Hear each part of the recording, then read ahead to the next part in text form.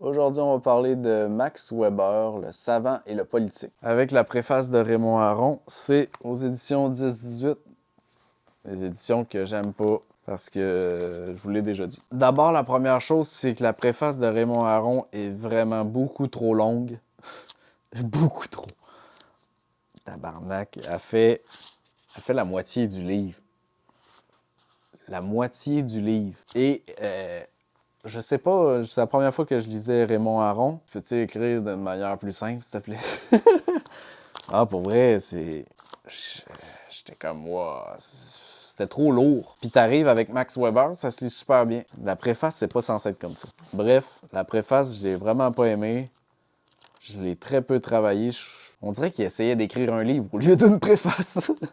C'est incroyable. Max Weber, en fait, c'est un sociologue allemand. Et on est 1919, puis son autre texte, je pense, c'est 1918. Donc, on est de Première Guerre mondiale.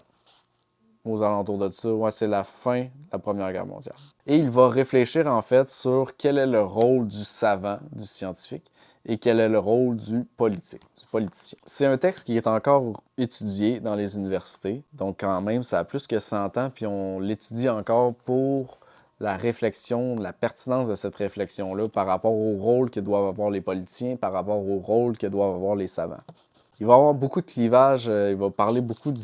On sent que c'est un Allemand qui aime pas les Américains, mais il va avoir beaucoup de clivage avec la société américaine tout au long du livre. Ce qui est aussi paradoxal, c'est qu'il va dire que le savant, en fait, il y a un paradoxe du jugement dans son abstraction. Le savant n'arrive pas à correctement analyser, si on veut, parce que il est nécessairement dépendant de son contexte culturel, social, le pays, etc.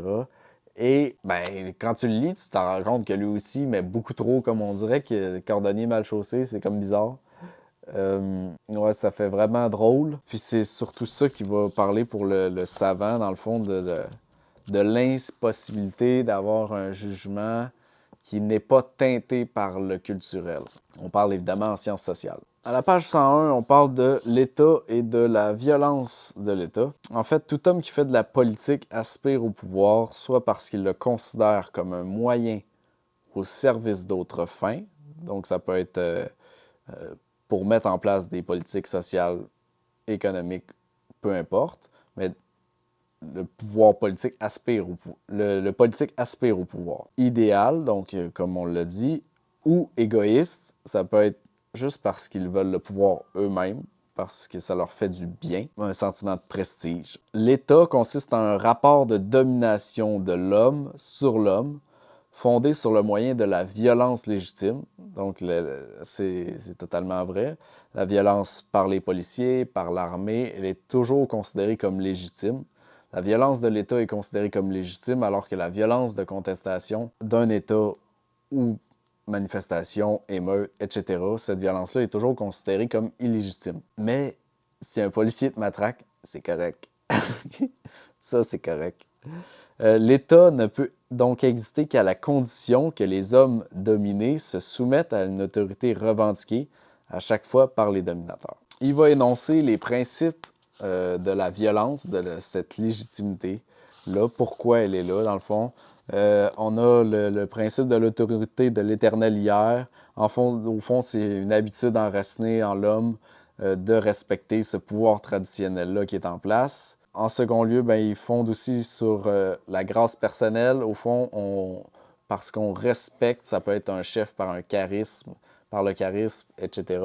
Donc vraiment qui est plus centré sur un individu, donc qui est sur une personne. Ensuite, il y a évidemment le statut de la légalité, donc la validité du statut légal, puis des obligations qui sont conformes, dans le fond, au système des règles qui sont établies. Donc, ça peut être commandé par la peur ou par l'espoir. Un autre aspect super intéressant quand on parle du pouvoir puis du politique, ben, c'est de couper l'état-major des moyens de gestion.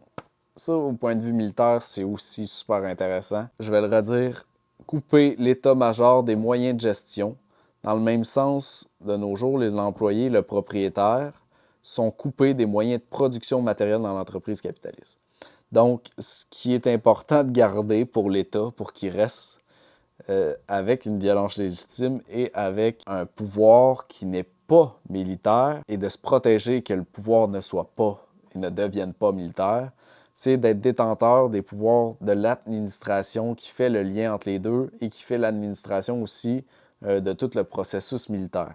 Ce qui fait en sorte que tous tes généraux, au fond, c'est comme des pions sur un échiquier. Ils ne sont pas maîtres de toutes les sections d'administration. Ils n'arrivent pas à gérer cette...